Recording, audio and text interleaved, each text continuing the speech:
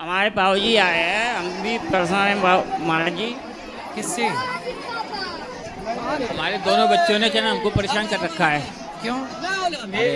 हमारी पत्नी को ऊपर 2 मंजिल से फेंक दिया, मार दिया, पत्नी अभी है जिंदा? खत्म हो गई। किसने फेंका 2 मंजिल से? बहू ने और बेटे ने। अरे राम राम।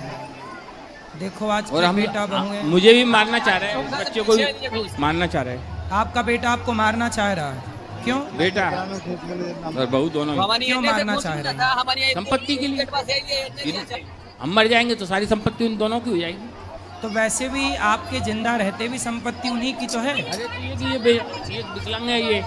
अच्छा, ये तीसरा बेटा है आपका? हाँ, तो ये विकलांग है। इसको भी मारना चाह रहे हैं। अच्छा, क्योंकि संपत्ति के 3 भाग हो जाएंगे तो वो क्या? 4। तीन, हाँ। तो वो चाह रहे हैं कि ये मर जाएगा तो 2 भाग रहेंगे तो हम दोनों मिलके खा लेंगे। तो संपत्ति के नाम पे क्या है आपके पास? मेरे नाम तो कुछ भी नहीं, मेरी पत्नी के नाम थी संपत्ति, वो 1/4 में हो गई बंटवारे में।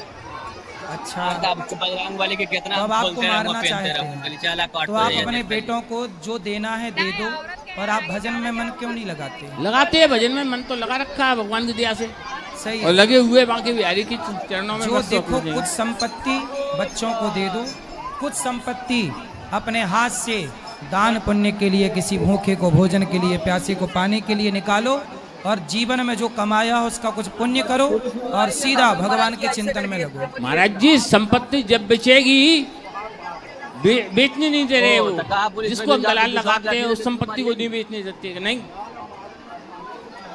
जो इससे हमारे आए हैं उनको बेच के हम तो इस धर्म में लगाने चाह रहे हैं, उसको भी नहीं बेचने दे रहे बस।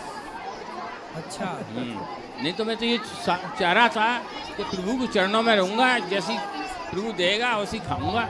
सब कुछ बढ़िया है, करोड़ों की देने के बाद में भी उनका पेट नहीं भर रहा है। करोड़ों की संपत्ति लेने के बाद भी पेट नहीं भर रहा उनका। कैसे बच्चे हैं बताओ कलयुग में भाई।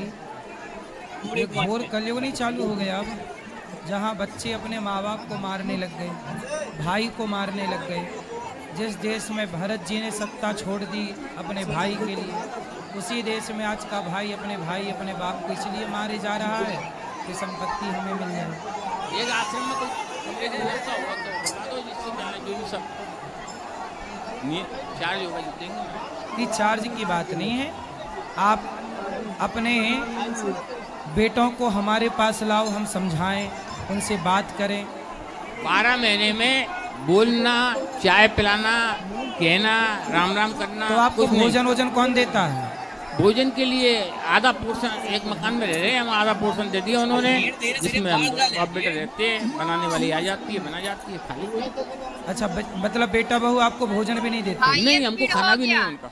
जो हमारी पत्नी के नहीं हुए, जिसने पैदा किए उसके नहीं हुए, तो हमारे क्या होंगे? तो आपको ये कैसे पता चला कि छत से फेंक दिया? हो सकता है आपकी पत्नी अपने से कोई गिर गई हो।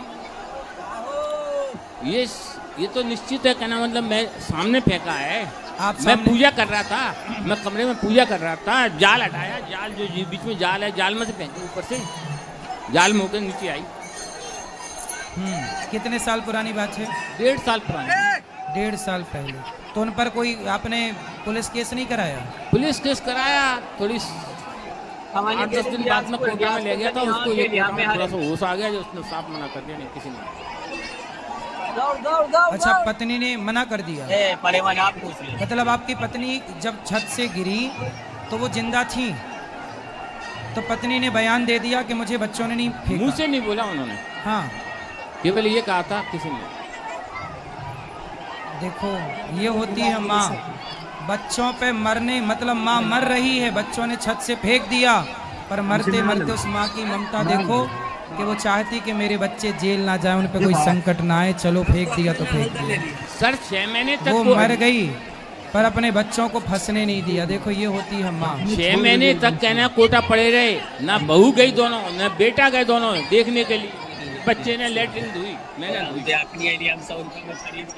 संपत्ति मेरे ससुराल वालों ने कहने कुछ मदद कर दी उस समय पे, मैंने उनका पैसा भी पहुंचा दिया, ऐसी बात नहीं है। बेटा बहू कोई नहीं आया। हम दोनों ट्रेन लेंगे। तो मैया कोमा में चली गई थी गिरने के बाद छत से। हाँ कोमा में ही समझो, कोमा के बाद में शांति मिली, प्राइवेट करवाया। फिर उसके बाद उन्होंने कुछ कहा नहीं, कुछ शब्द नहीं निकले उनके? कुछ नहीं। आपसे कोई बात नहीं की? आपसे कोई बात नहीं की? बात हुई तो क्या पत्नी ने बोला आपसे कि मुझे कैसे? बच्चों ने धक्का मारा? तो मेरे सामने की बात है, जाल हटा के जाल में तो फेंकी है। 40-50 किलो का जाल लगा हुआ है इस पे जी। क्या 3x3 का, उसके अंदर होकर फेंकी होती। तो फिर पत्नी ने स्वीकार कर लिया कि चलो बच्चों को जेल ना हो इसीलिए नाम नहीं लिया, ऐसी है? मेरी पत्नी तो बहुत दयालु थी।